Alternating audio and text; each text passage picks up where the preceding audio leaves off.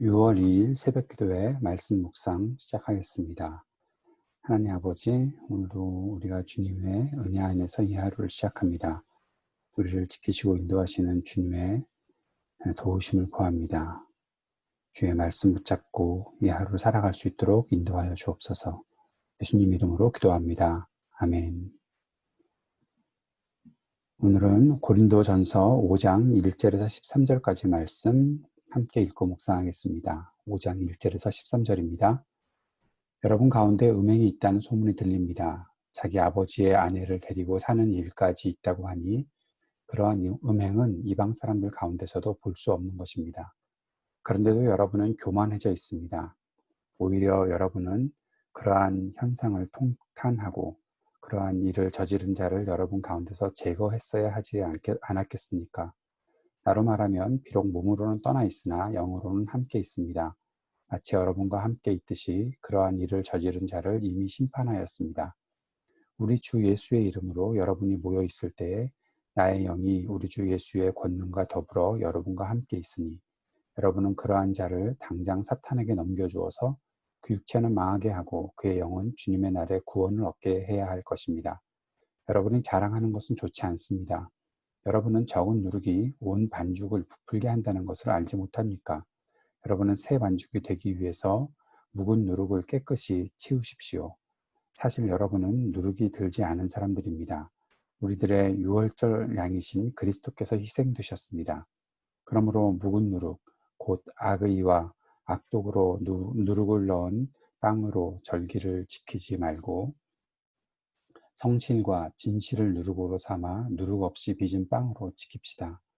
내 편지에서 음행하는 사람들과 사귀지 말라고 여러분에게 썼습니다.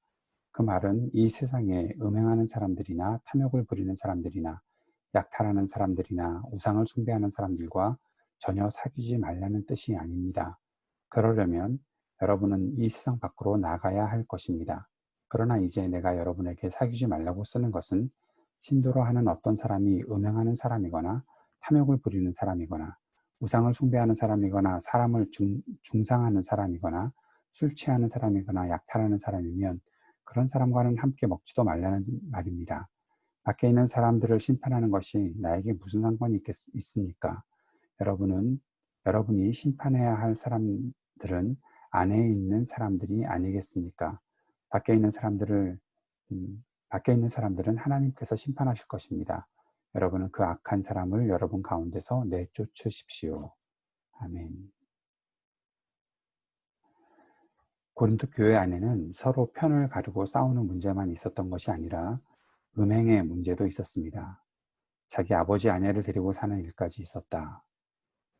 고린도라는 도시가 성적으로 타락한 도시이기 때문에 고린도 교회에도 그 영향력 때문에 음행의 문제가 생겼다고 볼 수도 있겠지만 1절에 나타나 있는 이러한 일들은 사도 바울은 이방 사람들에게서도 볼 수 없는 것이라고 그렇게 말하고 있습니다. 그만큼 고린도 교회 안에 이러한 음행의 죄가 있었다. 그리고 그것을 어찌할 줄을 모르는 해결이 안 되는 교회의 그 연약한 모습이 있다라는 것을 바울이 책망하고 있습니다. 바울은 음행의 죄를 저지른 사람만 책망하지 않고 그러한 일이 일어날 수 있게 분위기를 만든 고린도 교회를 책망하고 있는 것입니다. 그리고 2절에 보면 그 음행이 교만과 연결되어 있다라는 것을 보여주고 있습니다. 이것이 무엇인가 하면 자기들이 해결해야 되는 죄인데 교회 안에 이러한 음행을 저지른 사람들을 마땅히 제거했어야 한다. 그렇게 해결했어야 한다는 것인데 올바르게 해결하지 못한 것이 있다라는 거죠. 왜 그랬을까요? 바울은 그것을 교만이다라고 말하고 있습니다. 잘못을 저지른 사람이 있는데 그 사람에 대해서 가만히 두었던 것이죠. 자신들에 대한 과신 아닐까요? 우리는 영적으로 뛰어난 사람들이니까 그런 죄들이 더 영향을 주지 못하게 다 막아낼 수 있다. 뭐 그런 식으로 생각했던 거 아닐까요? 아니면 뭐 그 사람의 죄가 용서받았겠지. 그런 식으로 생각했던 것은 아닐까요? 자신들이 영적으로 뛰어난 사람이니까 그런 죄악을 이길 수 있을 것이라 착각했던 것 때문이 아닐까 싶습니다. 그러나 바울은 이렇게 얘기합니다. 교회는 음행의 죄를 저지른 사람을 당장 사탄에게 넘겨주었어야 한다라는 것이죠. 이 말은 음행자를 사탄이 주권을 행사하는 세상으로 몰아내야 한다는 그런 의미입니다. 사탄에게 넘겨준다는 것은 궁극적으로 그의 구원을 위한 것이기도 하다라고 볼 수가 있습니다. 사탄에 의해서 이 음행자의 육신이 멸망해야 된다는 것이죠. 그 죄에 대한 벌을 이렇게 치러야 한다는 것입니다. 그렇게 그 징벌을 받게 되는 동안 회개하게 되고 그 고통 때문에라도 회개하게 되고 그렇게 그리스도의 재림 때 결국 심판에서 구원받을 수 있게 해야 한다. 그 사람이 구원받는 것은 하나님께서 하실 일이고 그 사람이 자신의 죄를 온전히 회개해야 되는 일이다라는 것이죠. 그런데 그렇게 하려면 그 죄에 대해서 반드시 징계했어야 된다는 것입니다. 우리가 교회 안에서 어떠한 죄들이 벌어졌을 때 은혜로 합시다 라든지 또 죄를 저지른 사람의 어떠한 그 권력과 힘 그런 것들 때문에 또 돈의 힘이겠죠 거의 다 그런 것들 때문에 제대로 처리하지 못하는 그러한 일들이 얼마나 비일비재합니까? 한국 교회 안에도 성적인 문란함 또 성적인 범죄를 저지른 사람들이 목사이고 그런 사람들에 대해서 총회나 노회에서 제대로 처결하지 못하는 그런 일들이 얼마나 많이 있습니까? 사도 바울이 이렇게 얘기할 것 같습니다. 당장 사탄에게 넘겨주어서 교회가 징계하지 못하는 것은 잘못이라는 것이죠. 교만이라는 것이죠. 가만히 두어도 해결되는 일이 아니라는 것입니다. 교회는 순결과 거룩함을 지켜야 하는 것이죠. 그래서 사도 바울은 누룩을 조심해야 된다라는 말을 하고 있는 것입니다. 교회 안에 이러한 사람들 있을 때는 분명히 그들과 사귀지 말아야 한다는 것입니다. 세상엔 그러한 죄인들이 분명히 있습니다. 그들과 사귀지 말라는 뜻이 아니다라고 말하고 있는 거죠. 세상을 향해 나아갈 때 그들 속에 있는 죄악들에 대해서 알고 있어야 되고 그 죄가 우리들에게 물들지 않도록 해야 되는 그렇지만 세상에서 동떨어져 사는 것은 아니다라는 것이죠. 그런데 교회 안에서 이러한 죄악들이 벌어졌을 때 거기에 대해서는 철저하게 단호하게 심판해야 된다.